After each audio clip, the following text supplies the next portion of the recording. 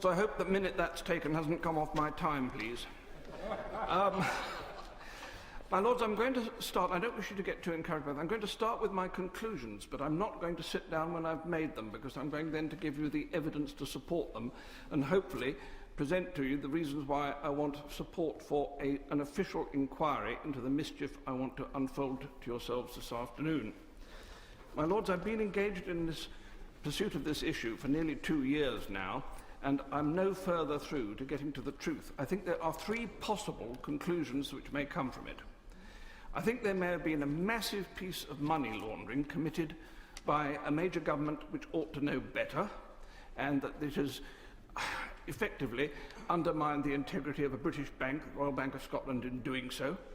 The second alternative is that a major American department has an agency which has gone rogue on it because it has been wound up and has created a structure out of which they are seeking to get, well, at least 50 billion euros as a payoff. And the third possibility is that this is an extraordinary elaborate fraud which has not been carried out, but which has been prepared in order to provide a threat to one government or more if they don't pay them off. So there are 3 possibilities, and this all needs a very urgent review. My Lords, it starts in April and May of 2009 with the alleged transfer to the United Kingdom, to the HSBC, of a sum of $50 trillion, and 7 days later, ping, in comes another $50 trillion to the HSBC, and then 3 weeks later, another $50 trillion. Total of $5 trillion in each case, sorry. Total of $15 trillion is alleged to have been passed into the hands of HSBC for onward transit to the Royal Bank of Scotland, and we need to look to where this came from and what the history of this money is, and I have been trying to sort out the sequence by which this money has been created and where it's come from for a long time. It starts off apparently as the property of a man called Johannes Riardi, who has some claims to be considered the richest man in the world. Well, he would be if all the money that was owed to him was paid, but I have seen accounts of his showing he owns $36 trillion in a bank, and it is a ridiculous sum of money. On the other hand, the $36 trillion would be consistent with the dynasty from which he comes and the fact that they had been effectively the emperors of Indochina in times gone by. But a lot of that money has been taken away from him with his consent by the American Treasury over the years for the specific purpose of helping to support the dollar. And he has sent to me a really quite remarkable document which is dated in February 2006, in which the American government have called him to a meeting with the Federal Reserve Bank of New York, which is neither Federal Reserve nor a bank. It's a bit like Celebrity Big Brother. It's got 3 names to describe it, and none of them are true. And this document, which is quite astonishing, purports to have been a meeting which is witnessed by Mr. Alan Greenspan, who signed for the Federal Reserve Bank of New York, of which he was chairman, as well as the real Federal Reserve Bank in Washington. And it is signed by Mr. Timothy Geithner, who as a witness on behalf of the International Monetary Fund, who sent 2 witnesses, the other one being Mr. Yusuke Horiguchi.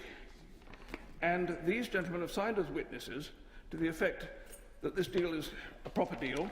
There are a lot of other signatures on here. This is not a photocopy, this is an original version of the contract, under which the American Treasury have apparently got the Federal Reserve Bank of New York to offer to buy out the bonds which have been issued to Mr. Riardi to replace the cash which has been taken from him over the previous 10 years. And they're giving him half of $500 million as a cash payment to buy out worthless bonds. Now, this is all in the agreement, and it's very remarkable.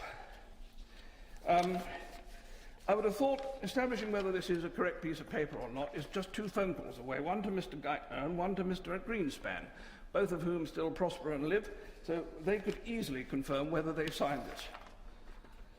Mr. Rayardi has, by passing these bonds over, also put at the disposal of the US Treasury the entire asset backing which he was alleged to have for the 15 trillion.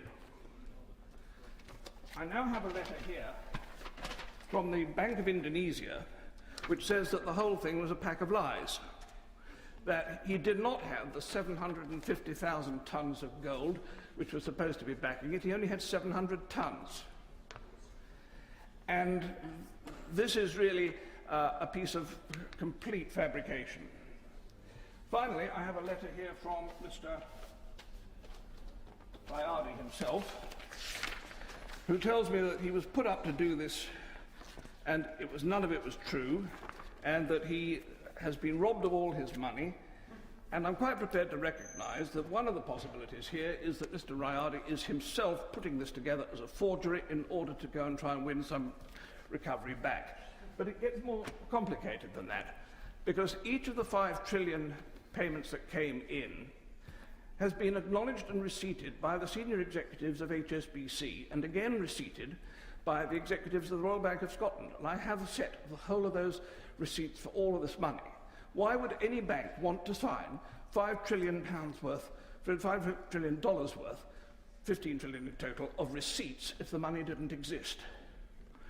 The money was said to have come, first of all, from the Rayardi account to the Federal Reserve Bank of New York, and from the Federal Reserve Bank of New York it was passed to JP Morgan Chase in New York for onward transit to London.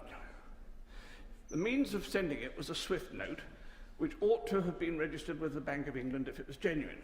So when this happened and came about, I first of all took it to my noble friend Lord Strathclyde and said, what do we do with this? He said, give it to Lord Sassoon, he's the Treasury. So we did, and Lord Sassoon looked at it and said immediately, this is rubbish, it's far too much money, it would stick out like a sore thumb and you can't see it in the Royal Bank of Scotland accounts. Quite right. Secondly, he said, the gold backing it is ridiculous. There's only been 1,507 tons of gold mined in the history of the world, so you can't have 750,000 tons. This is true. And the third thing he said obviously was, it's a scam.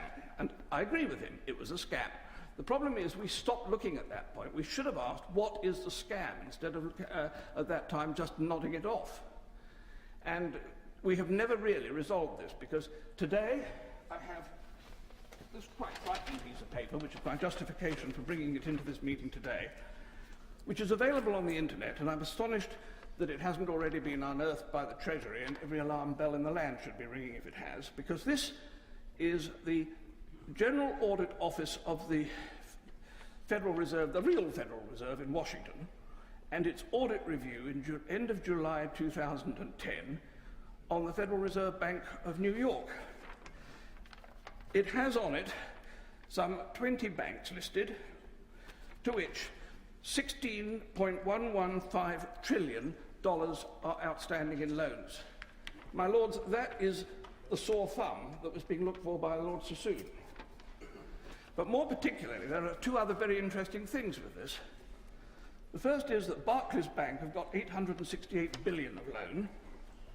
The Royal Bank of Scotland has got 541 billion, in which case one has to ask, as they could have earned in 3 weeks enough to pay off their entire indebtedness to the taxpayers in Britain, why they have not done so, and could we please ask them to put a cheque in the post tonight for the whole 46 billion.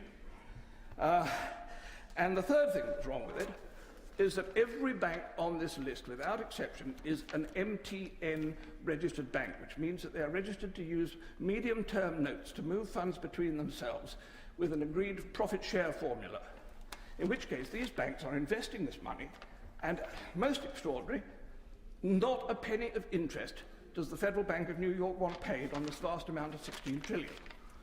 Anyone amongst yourselves who knows what the IMF rules are will immediately smell a rat, because the IMF has very strict rules for validating dodgy money. There are 2 ways of doing it. You either pass it through a major central bank like the Bank of England, who had apparently refused to touch this, or alternatively, you put it through to a bank which is an MTN trading bank, and which is then able to use the funds on the overnight European MTN trading market, where they can earn between 1 and 2.5% profit per night. And the compound interest on that is huge. So there is a vast profit being made with this money somewhere if it is in fact genuine. So, my Lords, I believe that this is such an important issue now that I've put everything I've got on the subject into a 104 megabyte memory thumb, and I want the government to put this to some suitable investigative bureau and take everything I've got on the subject and find out what the truth is of what is going on here, because there is something very seriously wrong. Either we have a huge amount of tax uncollected on profits made, or we have a vast amount of money festering away in the European banking system, which is not real money, in which case we need to take it back. My Lords, I ask for an investigation, and please support my plea.